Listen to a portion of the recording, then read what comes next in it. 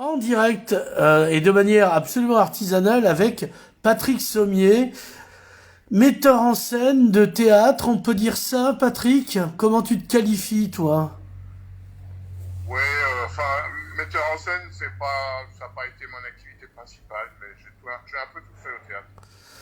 Donc, directeur de théâtre, metteur en scène, directeur de festival et passeur. Je Passeur. dirais passeur. Alors, c'est quoi le théâtre? J'aime bien les questions connes comme ça. C'est quoi le théâtre? Ça sert à quoi? Le théâtre, c'est la seule assemblée intelligente qui reste dans cette société. D'accord. C'est-à-dire c'est-à-dire qu'on est dans un lieu qui s'appelle un théâtre, qui peut d'ailleurs être une grange, tout ce qu'on veut, et où on est intelligent ensemble. Intelligence, tout le monde. Comment? Tout le monde est intelligent ensemble. Même les cons, quand ils vont au théâtre, ça les rend intelligents. Tous les gens qui sont dans la salle sont intelligents, effectivement. Autant Stallone, ça Rambo, mais... Surtout qu'ils sont silencieux. Ah! Oui, ça aide. Ça aide. Voilà, ça y est, c'est mieux. À mon avis, le son va être meilleur parce que j'avais pas branché la baffle en fait. Vas-y, parle sans t'émouvoir. Connais-tu bien Don Diego? Voilà, ah ben voilà, c'est mieux. Je me disais, c'est bizarre parce qu'en fait j'ai débranché le truc pour le machin. Enfin, vous voyez ce que je veux dire, Sommier. Bref, revenons à nos moutons maintenant qu'on a du son, du bon son. Tu as commencé comment? C'est quoi J'ai tes premiers commencé. trucs? T'étais garçon boucher, t'as payé tes études, En fait, je crois que ta famille était dans le théâtre. Je suis né dans un théâtre. Mes parents faisaient du théâtre, ce qui m'a éloigné pendant toute mon enfance et mon adolescence du théâtre. Et Oui, parce ensuite, qu'on j'y t'a suis collé allé. en pension. Entre autres, oui, Donc, exactement. parle-nous de tes parents, tiens, maintenant qu'on en a donc Jean-Baptiste Poquelin et Madeleine. Non, Non, surtout pas elle. Mes parents faisaient du théâtre, c'est-à-dire mes parents se sont connus quand mon père était dans un machin qui s'appelait au lendemain de la guerre le théâtre aux armées. Ça a ouais, été assez bref.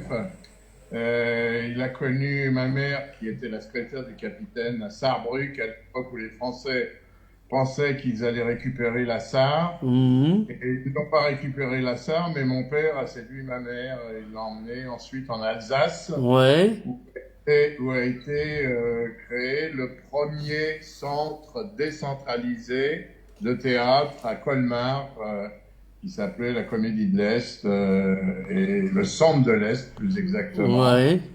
Et voilà, sous la fondation. Il reste de ça un théâtre national qui est le seul théâtre national qui n'est pas à Paris et qui est à Strasbourg, le théâtre. Euh, voilà. Donc, Voilà les parents. t'aurais pu faire banquier juste pour faire chier tes parents. Pourquoi t'as repris le théâtre? Pourquoi ils ont pas réussi à te dégoûter finalement? C'est parce que c'est quand même pas mal le théâtre. Il y a des choses, il y a des choses qui sont quand même très étonnantes. Moi, je me rappelle les trois spectacles qui m'ont alors carrément épaté, bouleversé, qui n'avaient absolument rien à voir les uns avec les autres. C'était le Living Theater de Julian Beck qui faisait l'Antigone de Brecht. C'était hallucinant. C'était Roger Blin qui a monté Fin de partie de Samuel Beckett. Mhm. C'était le Grand Magic Circus avec les premiers spectacles qui étaient Zartan, frère mal-aimé de Tarzan et Robinson Crusoe.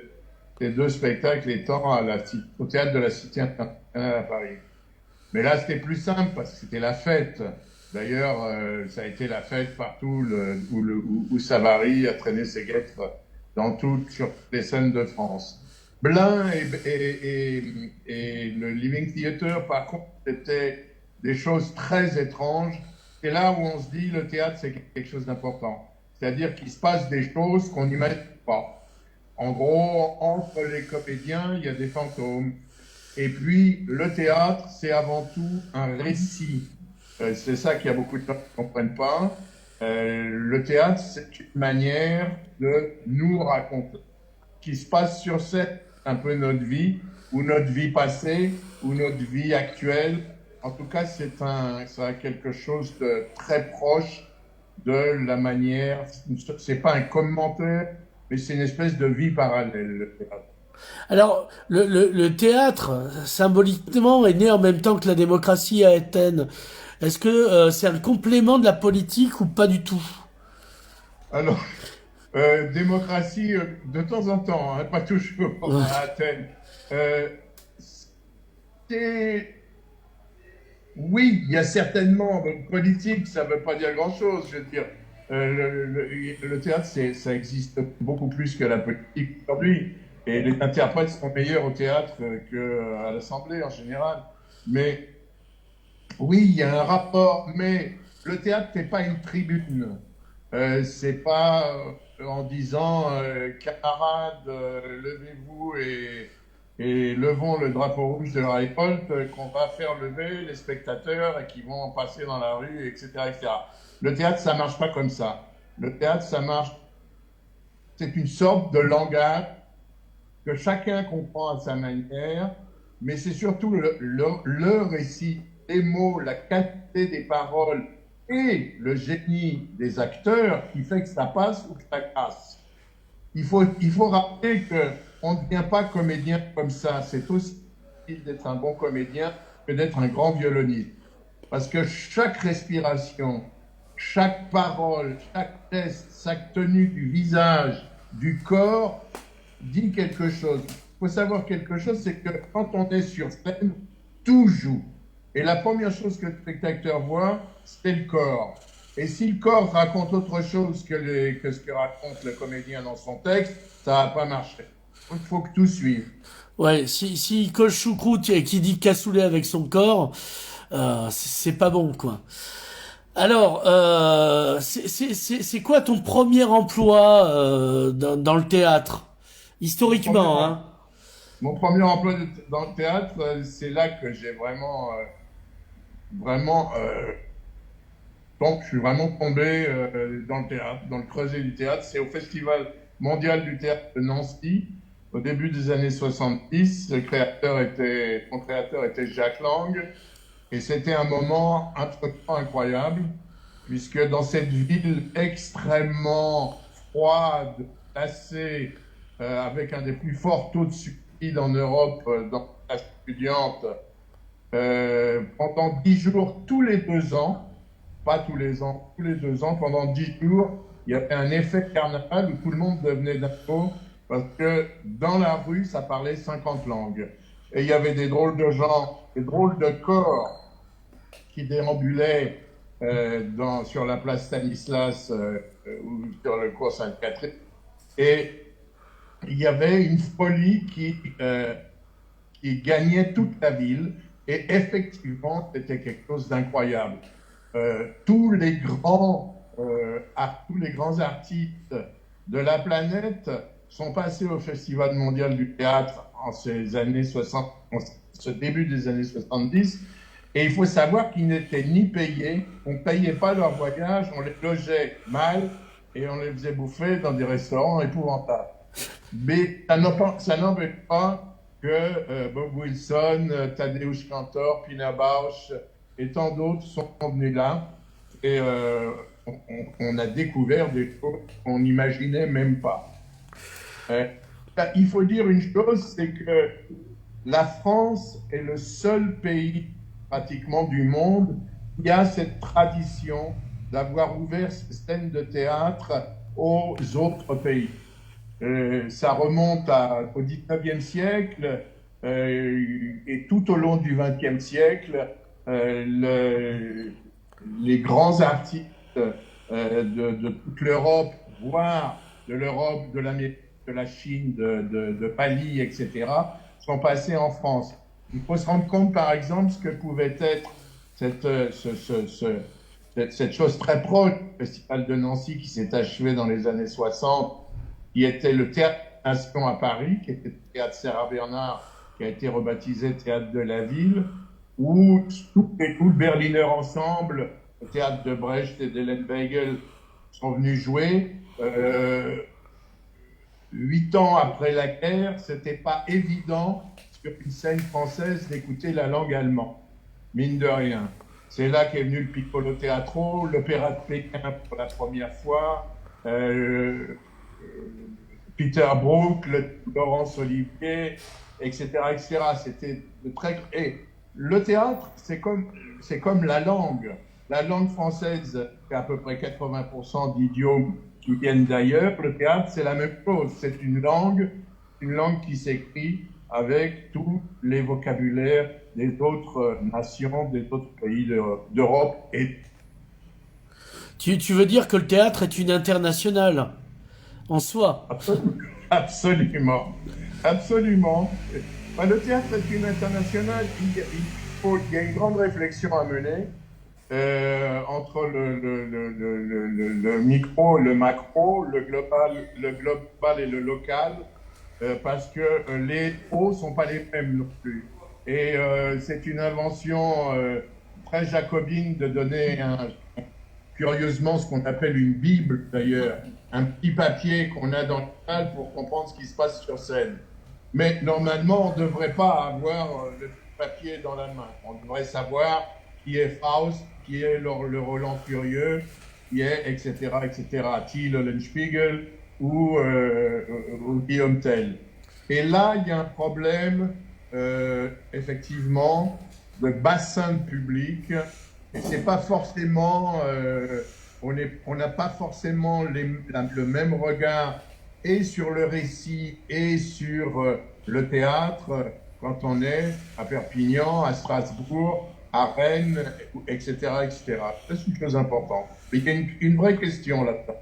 Parce qu'en même temps, il y a la culture qui est d'aller toujours, la culture au sens universaliste, d'aller le plus loin possible, de découvrir, d'être curieux du monde.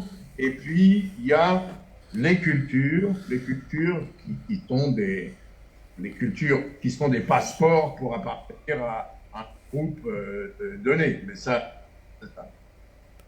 Alors, tu as remarqué qu'on n'est pas loin de Barcelone. Tu y as traîné tes guêtres. Je le sais, on en a parlé ce matin. Oui, j'étais le veto. Et toi aussi, apparemment. Donc, à Barcelone, il y a eu... L'image de la Catalogne a brillé grâce au théâtre, notamment un festival auquel ton père a participé, qui permettait de programmer en catalan parce que c'était une internationale de théâtre, avec un certain Fabregas. Alors, ça se passe, c'est un souvenir qui est assez confus, hein. Mais c'est dans les années, ça se passe dans les années 50. Le docteur Javier Fabregas, qui a pris la direction du Teatro Romea à Barcelone, a eu l'excellente idée pour que les Catalans puissent jouer dans leur langue, d'organiser un festival international. Alors, il y avait des spectacles en français, il y avait des spectacles en anglais, et il y avait donc la possibilité de faire passer le catalan, puisque c'était en gros comme les autres langues. Bon, j'ai pas des souvenirs, je devais avoir 6 ou 7 ans, donc je me souviens assez mal.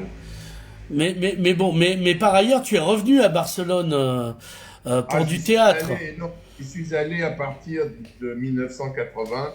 Je suis allé pratiquement plusieurs fois par an. J'avais à un moment été un des 2 fondateurs du premier réseau de théâtre européen qui s'appelait bêtement International European Theatre Meeting, mais dont l'idée était formidable, mais qui évidemment est devenue une foire aux bestiaux 2 ans plus tard. Mais la deuxième ou la troisième réunion qu'on a fait s'est tenue à Barcelone, avec des gens dont je me souviens encore, même si ma mémoire ne fonctionne plus à la vitesse de l'éclair. Mais je me rappelle d'un Mallorquin qui s'appelait Bielmol y Blanes. Je me rappelle du critique, mais je n'arrive pas à mettre son nom, du critique de La Vanguardia, qui était un homme délicieux, qui est toujours, travaille toujours, malgré un certain. Et pendant 40 ans, 35 ans, je suis allé à Barcelone, dans ce lieu extraordinaire par moment qui était le Grec, quand il y avait le festival, qui était absolument génial, même si la programmation n'était pas tout géniale. Mais il y a eu des grandes découvertes, et puis c'est vrai que c'est un grand pays de théâtre. La découverte du musée du théâtre dans la maison, qui est en bas de la Rambla, là, sur la droite, là où on a tourné Profession Reporter, sur quoi? Ah, Oui, bon, tu regardes non, pas. là, non, non, mais là, non, non, ça ne me vient pas. Je- donc, mais oui. Non, mais oui, mais bien, mais continue de toute façon. Vas-y. Donc, Non, il y a eu une très grande époque de, dans le théâtre catalan. Moi, j'ai été, lorsque j'étais acteur de la Seine-Saint-Denis et pas de Bobigny, ouais. euh, à Bobigny, j'ai invité pas mal de gens, notamment Calixto Bieito, Alex Rigola, qui avait fait une adaptation absolument formidable de l'opéra de Catou, l'opéra des Cuatro Cuatros. Pas mal d'autres choses, on a fait des lectures, on a fait pas mal de choses avec à l'époque l'Institut Ramon Llull. Et il y a eu un moment formidable. C'est vrai que Dagol Dagom, les comédiens, etc., etc. Bon, c'était un peu la teuf, mais c'était beau déjà. Il est pas.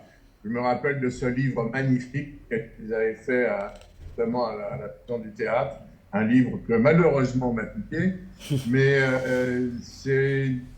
il y a on sent qu'il y a une culture du théâtre qui n'est pas une culture théâtrale comme en France, où il y a eu un côté volontariste en France. Hmm, Il faut que le peuple se cultive, donc on va faire du théâtre. Là, hmm. c'était plus quelque chose qui partait de la base, qui partait de la terre et qui était lié à une culture. Voilà.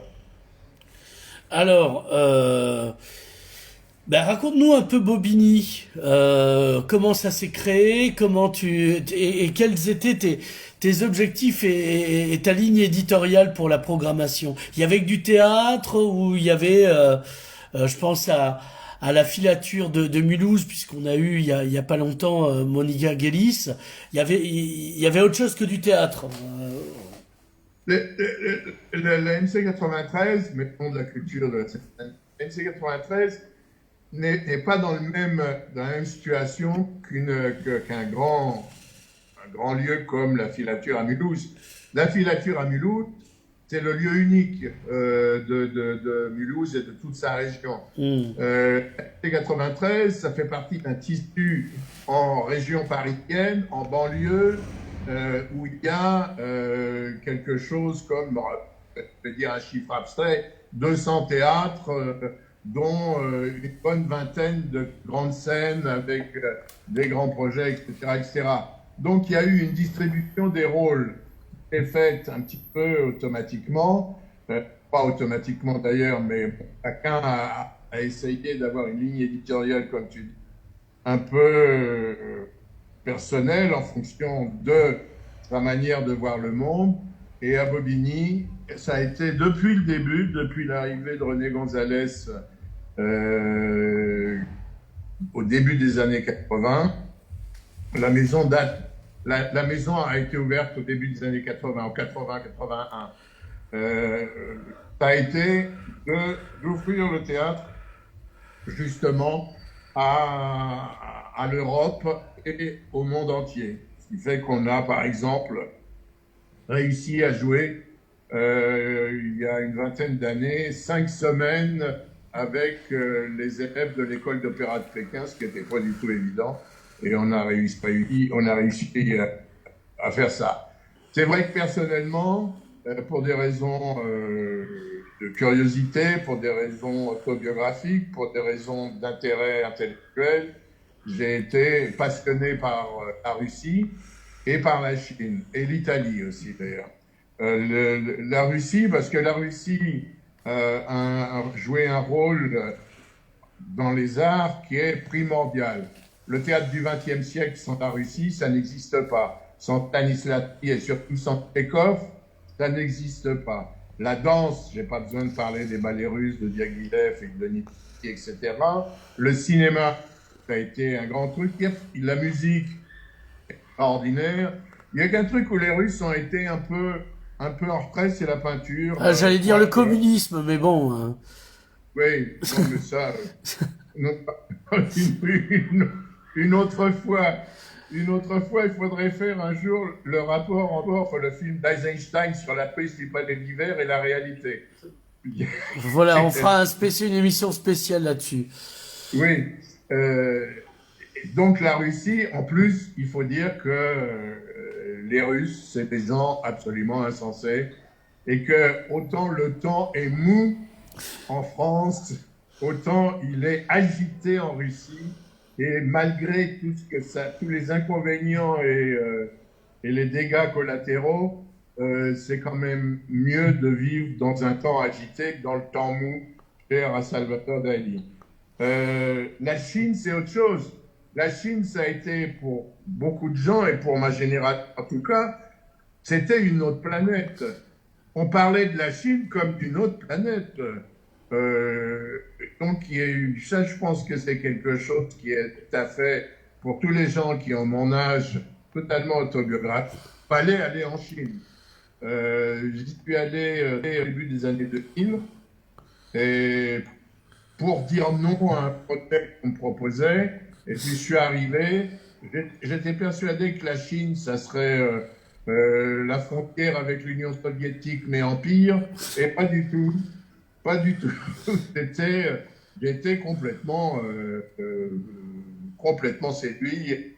En plus, je dois dire qu'en débarquant à l'école d'opéra de Pékin, dans le sud de Pékin, j'étais absolument abasourdi. Et c'est des gens extraordinaires. Et pas du tout comme on pense qu'ils sont d'ailleurs. Les Chinois, c'est comme la cuisine chinoise. Ce qu'on appelle cuisine chinoise en France, c'est carrément... Enfin, bon, ne font pas de commentaires. Voilà. Et la cuisine chinoise, c'est très bon. Ben, les Chinois, c'est pareil. Les Chinois, c'est des gens magnifiques et qui sont pas du tout comme on pense dans le Lotus bleu de Monsieur Hergé. Voilà. Tintin a fait beaucoup de tort. Mais est-ce que Corto Maltese a rattrapé le coup? Ah ben voilà, c'est ton domaine. Moi, je suis pas fort sur Corto Maltese, que je trouve sympathique, mais qui pas bon. Bien, alors... Encore il y a peu, avant Covid, on disait avant et après Jésus-Christ, on dira avant et après Covid, mais Pfizer va peut-être nous aider à repartir. Tu étais encore en train de travailler avec Saint-Pétersbourg, donc en Russie, pour ceux qui auraient raté le truc. Qu'est-ce que tu étais en train d'y faire à Saint-Pétersbourg? Alors, lorsqu'on m'a demandé gentiment, vu mon grand âge, de quitter les rênes de la MC 93, j'ai créé une petite structure qui s'appelait ADN, l'Art des Nations, une référence au Théâtre des Nations d'ailleurs, et pour continuer à travailler avec les artistes russes et les artistes chinois. On a fait à Saint-Pétersbourg plusieurs choses, notamment moi j'ai monté une pièce d'un écrivain algérien qui vit en France qui s'appelle Mohamed Kassimi. Il y a une espèce de parabole sur le livre de Job vu en gros dans le ciel du Liban en 1975. Et Jean Bellorini, qui est l'actuel directeur du Théâtre National Populaire à Villeurbanne, a monté Kroum, une pièce de l'Israélien Hanok Levin avec la troupe du théâtre Alexandrinsky qui est sur la Fontaine à Saint-Pétersbourg. C'était des expériences assez fortes et de toute façon, bon, c'est vrai que travailler en Russie, dans un théâtre en Russie, c'est quelque chose de complètement, une toute autre histoire. Les théâtres en Russie, c'est le théâtre, c'est pas des garages, quoi. Est-ce que tu fais quoi là-bas? Tu fais la mise en scène? C'est quoi ton boulot précisément? J'ai organisé plusieurs saisons françaises Tu m'entends? Oui, oui. J'ai organisé, parce que j'ai un retour là, c'est ça. J'ai organisé plusieurs saisons françaises en Russie à partir des années 90 Et là, j'ai fait une mise en scène. C'était assez rare. Et j'ai surtout organisé la saison. Et en Chine, il y a eu. Tu m'entends? Oui, je t'entends, mais je t'écoute, alors je veux pas t'interrompre. En Chine, l'année d'avant, ça c'était en 2017. En Chine, en 2016, on a eu une idée qui a assez bien marché. J'ai fait venir des écrivains français, des metteurs en scène, des musiciens, des acteurs, des vidéastes, et on a travaillé sur le répertoire chinois, qui a Hmm. vraiment bluffé les Chinois qui nous accueillaient dans la province du Fujian. Le Fujian, c'est la province qui passe Taïwan, dans le sud de la Chine. Ouais, Et l'expérience a été extraordinaire. C'était c'était un théâtre chinois contemporain et vu par les Français, ça a eu, et nos hôtes ont été très touchés. très bien.